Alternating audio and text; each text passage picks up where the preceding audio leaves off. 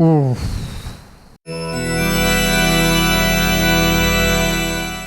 Greetings, Wanderer. This is Atlas here, and welcome to the Void.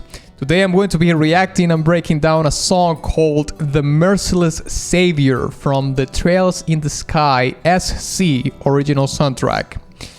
This is one of the coffee personal requests that I had scheduled for this month, and this one comes from James TK, and he says, "Hello there. My song I'm requesting is The Merciless Savior from Trails in the Sky SC. Love your videos." Well, thank you very much, James TK, for your request and of course your incredible support. This is not the first time that I'm doing this series. As far as I'm concerned, the Trails in the Sky is part of the Legend of Heroes franchise. And I've done already quite a bunch of songs from this series. I've done, let's see here, Blue Destination from Cold Steel 2, Don't Be Defeated by a Friend from Tales of Cold Steel, Spiral of Erebos from Cold Steel 3, on Phantom Force, a Silver Wheel from this very same one. And I'm gonna be leaving the latest one that I've done in this card right here, but also I'm gonna leave all of them in the description of this video, right? So I'm fairly acquainted, you could say, to some of the music that is that pertains to this video game. However, you know, from my experience, it goes all over the place. Like, it's super diverse in the sense of music genres and whatnot.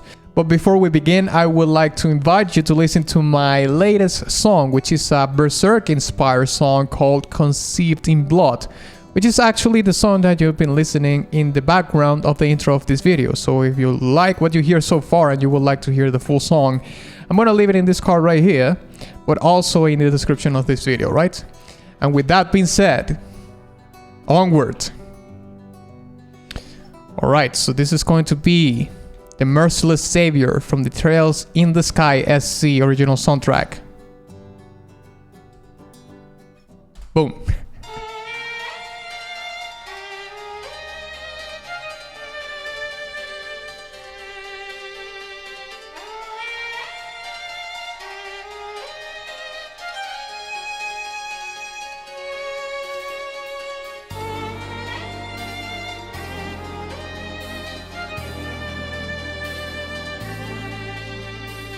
Okay, we have what appears to be an electric grand piano.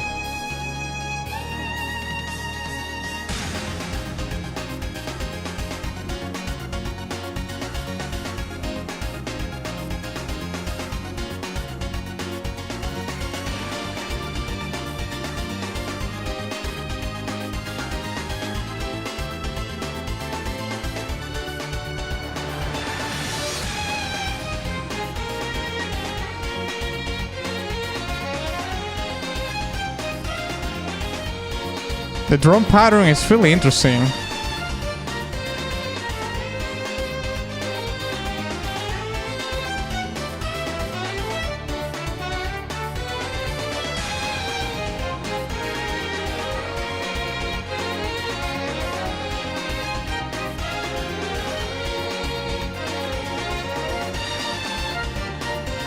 It's super odd, but it's super interesting.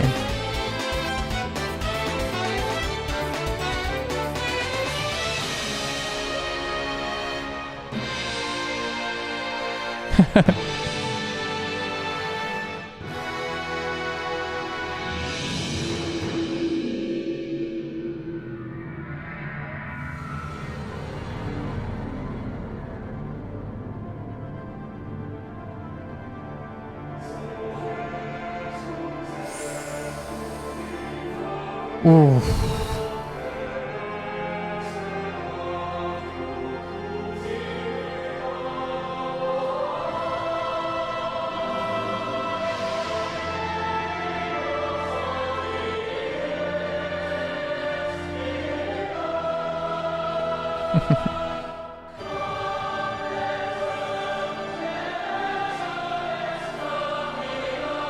This choir arrangement is badass.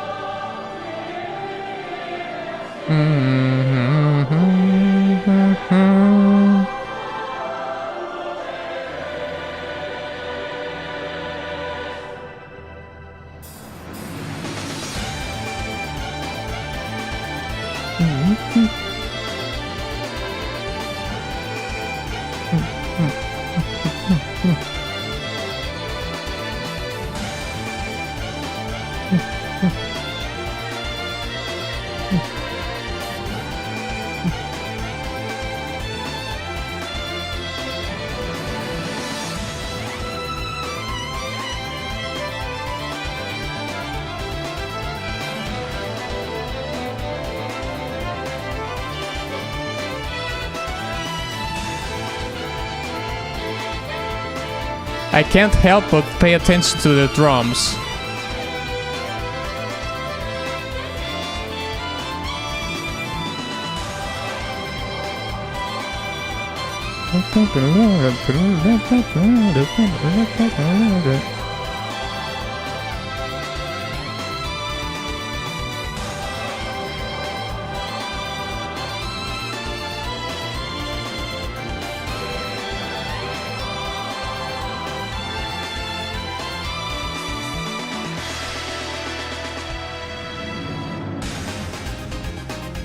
Here we go again.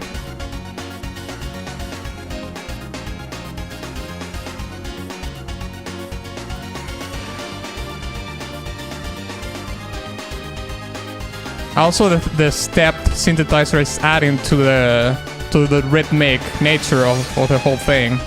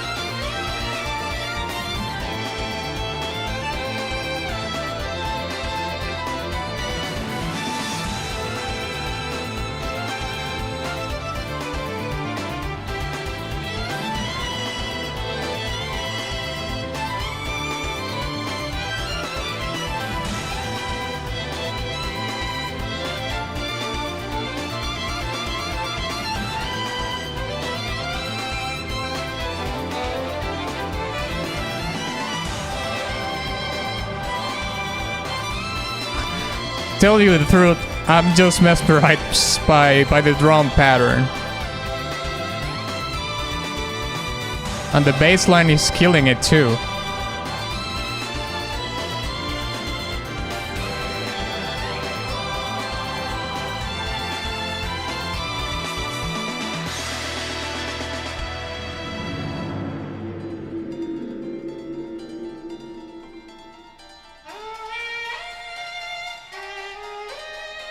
Could it be that the whole song is in 3x4?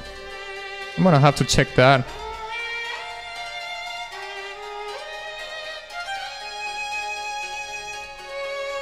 I mean, 3x4 is very common for waltz, but this doesn't have a waltz pattern anywhere.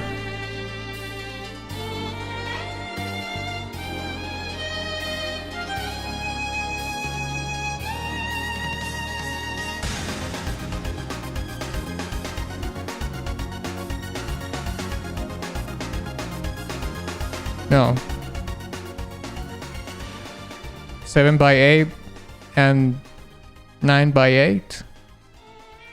I don't know, I'm gonna have to check that out later. Okay, then it loops over and over again, I suppose. Over a certain part. Okay. I gotta tell you, mate, this song has an insanely odd but very interesting drum pattern. You know, the most interesting part about this song, in my opinion, were the choir arrangements and the drum arrangements or the patterns along with the bass line. Because yeah, I mean the main melody and the leitmotif that is played pretty much in the string section is very similar to some of the arrangements that I've heard before from this series. Like there wasn't so much of a surprise there, but the drums and the bass and so on and so forth were the thing that catched my ear the most. But we're going to be talking more in depth about those things in the breakdown, so let's break it down.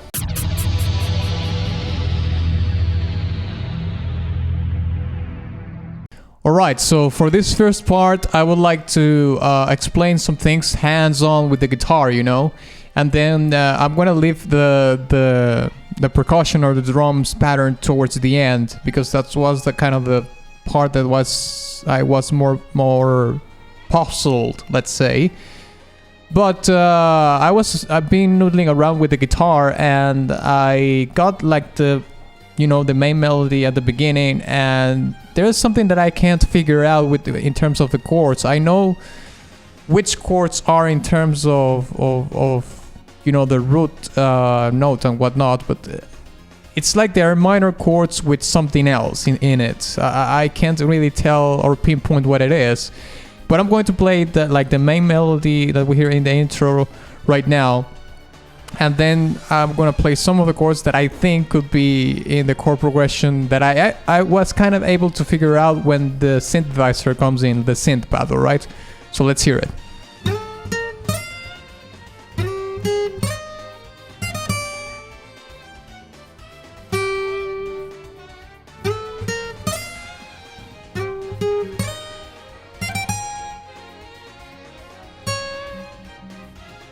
So yeah, as you can hear there, that's for the most part the main melody that we hear at the intro, and then it repeats in the same string section towards some other parts of the song. But now let's try to figure out which are the chords that are in that beginning section. I'm not entirely sure if they are right, but this is what I have come up with.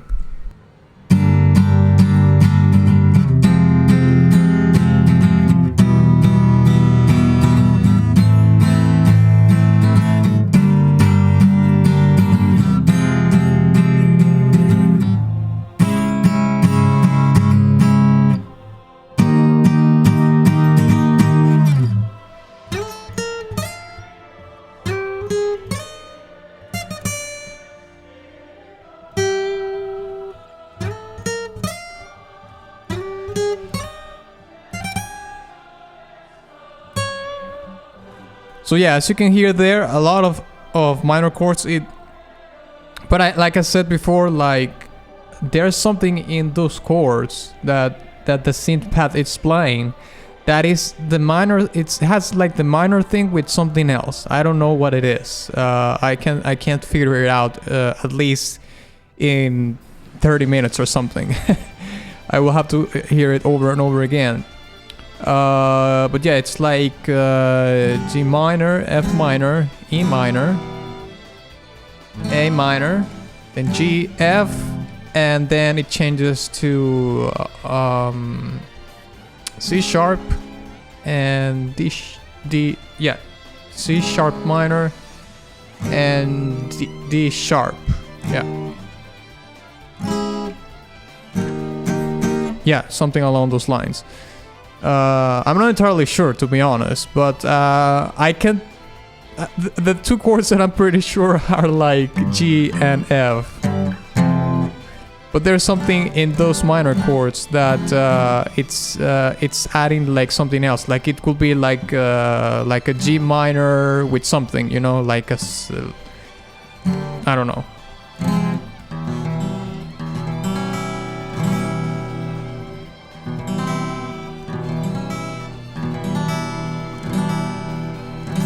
there's something added to it that is making it sort of a more complex or sort of chord.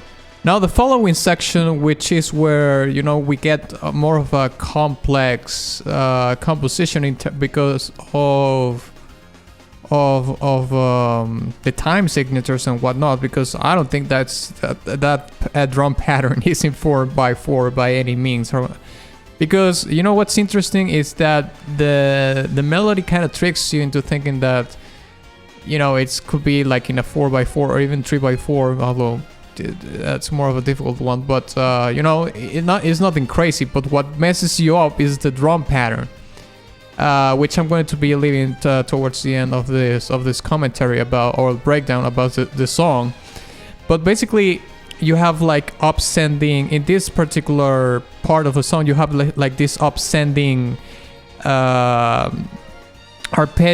minor arpeggios pattern, and obviously the chord progression I think plays along with that a little bit. I can't remember well if it does or not. I think for the most part it goes along with the upsending what do you call it, pattern that is in the arpeggios, which I'm going to be playing a little bit of here. But what's interesting about this song is that it has a lot of minor arrangements, but at the same time it doesn't sound so somber, you know what I mean? And maybe it is because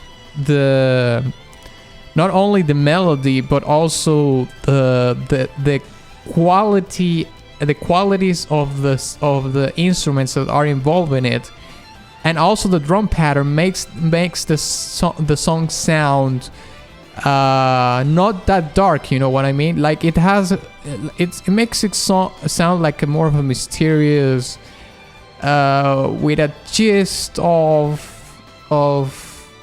sparkiness in it. Like it's because of the grand piano, the electric grand piano, and the way the synthesizers comes in too, that makes the song not so somber, even though there's a lot of minor things going on. But I'm going to play the arpeggio thing so you can hear it, and make a judgment for yourself, I suppose.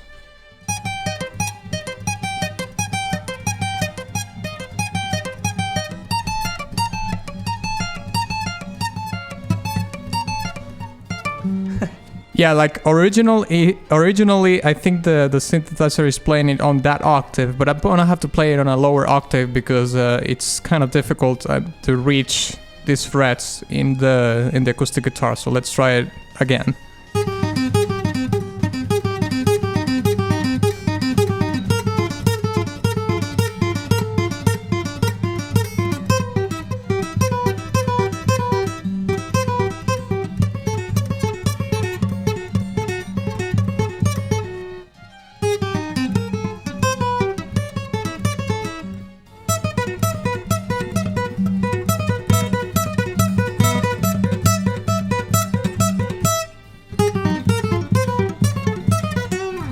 So yeah, as you can hear, that's part of the second part of the song, when we hear this really interesting drum pattern, and we have that upsending minor arpeggio kind of thing there.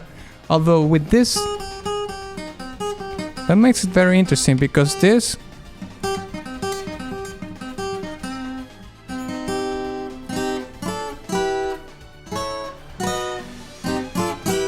yeah,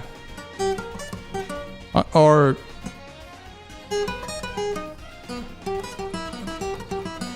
yeah,